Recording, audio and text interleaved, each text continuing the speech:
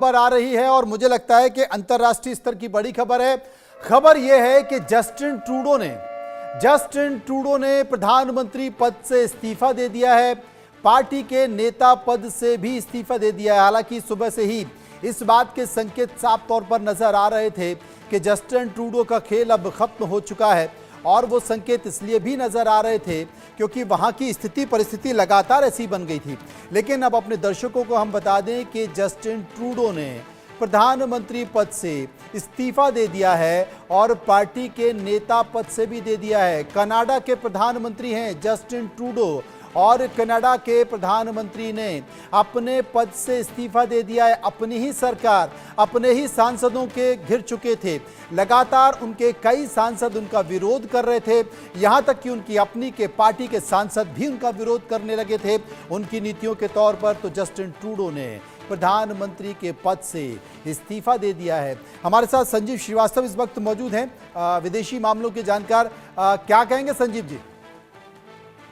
देखिए मनोज जी, ये मैं कहूंगा कि जस्टिन ट्रूडो की जो सरकार थी एक श्रिंकिंग शिप थी, एक डूबता हुआ जहाज था, और ये जहाज अपनी गलतियों की वजह से, अपने कृत्यों की वजह से आज डूब गया है। और भारत और कनाडा के संबंधों के संदर्भ में, कनाडा के अपने स्वयं के भविष्य के संदर्भ में ये एक शुभ समाचार है। जस्टिन ट्रूडो जैसे अवसरवादी सत्ता लोलुप नेता अपने पद पर जल्द से जल्द हट जाए वहां से, और दूसरों को और एक बेहतर नेतृत्व को अपना रास्ता साफ करें।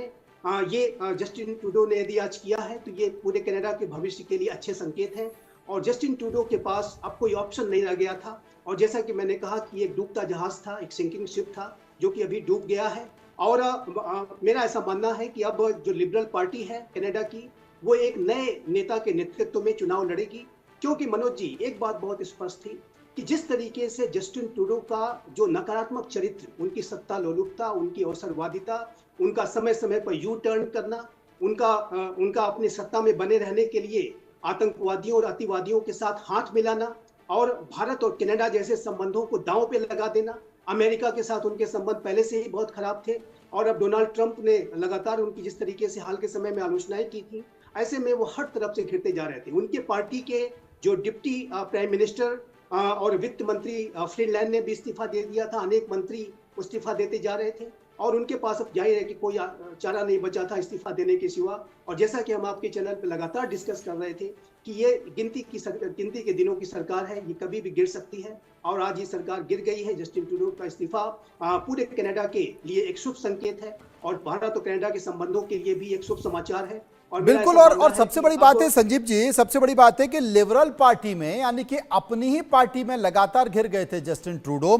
उनकी अपनी ही पार्टी में आंतरिक असंतोष का सामना करना पड़ा, और जब आज उन्होंने भाषण दिया, बहुत ही भावुक भाषण दिया है, और अपने इस भाषण भावुक में उन्होंने अपने आप को फाइटर बताया। वो अपने आप को फाइटर बता रहे थे, और उन्होंने कहा था कि तमाम विपरीत परिस्थितियों में मैंने लड़ने की कोशिश की, लेकिन इतना ज्यादा उन्हीं की पार्टी में आंतरिक संतोष हो गया था कि उन्हें अपने पद से इस्तीफा दे दिया। अपने भाषण में उन्होंने इस बात का जिक्र कर दिया। अब उम्मीद यह की जा रही है कि कुछ समय तक, मतलब अगला जब तक नया नाम उनकी पार्टी से ना निकल कर आए, तब तक उन्हें प्रधानमंत्री पद पर बने रहने के लिए कहा जा सकता है, क्योंकि वहां पर जो संविधान कहता है करीब करीब 4 महीने तक आप पद पर बने रह सकते हैं। तो माना जाए कि बहुत जल्द अब कनाडा को एक नया नेता, नया प्रधानमंत्री मिलने वाला है।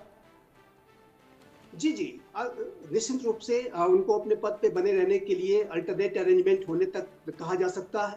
लेकिन इसमें कोई दो राय नहीं है कि कनाडा की लिबरल पार्टी को और कनाडा को एक नया नेता मिलने जा रहा है। और कनाडा में अब चुनाव भी जल्द होने वाले हैं। अगले वर्ष अक्टूबर में चुनाव थे, तो जाहिर है कि इस बात की भी संभावना हो सकती है कि ये चुनाव जल्द हो जाए और एक नया मैंडेट मिले, और एक नए मैंडेट के साथ नई सरकार आए।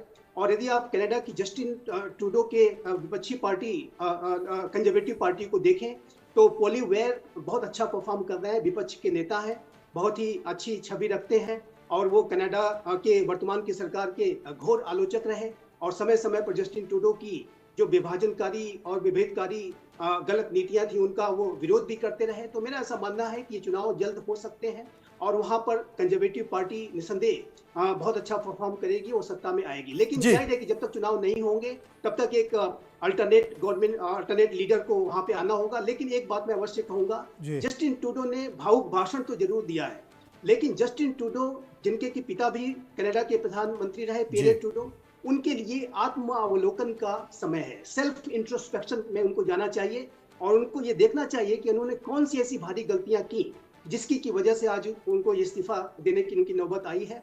जाहिर है कि वो भारत और कनाडा के संबंधों के बारे में भी सोचना चाहिए कि किस तरीके से उन्होंने सत्ता पर बने रहने के लिए खालिस्तान समर्थक आतंकियों और अतिवादियों के साथ हाथ मिलाने का काम किया और भारत और कनाडा जैसे संबंधों को दांव पे उन्होंने लगाने का जो कृत्य किया उसके बारे में विचार करना चाहिए। जी। कनाडा में दत्ता उनकी जो साहब, अनेक दत्ता साहब घरेलू- जी, दत्ता साहब मेरे साथ मौजूद है। दत्ता साहब, मैं आपसे एक बात पूछना चाहता हूं।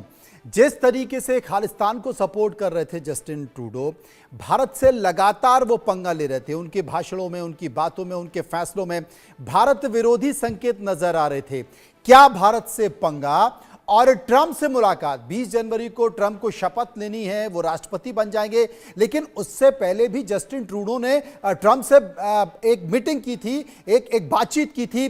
क्या ये दोनों ही एक मील का पत्थर साबित हुए कि दो टूक बात ट्रंप ने कर दी हो, दो टूक बात साफ तौर पर कह दिया हो कि भारत के खिलाफ जो तुम्हारा एजेंडा है, जो नजरिया है, वो नहीं चल पाएगा? हाँ बिल्कुल, दोनों चीजों का बड़ा क्यूमुलेटिव इफेक्ट हुआ है इस पे।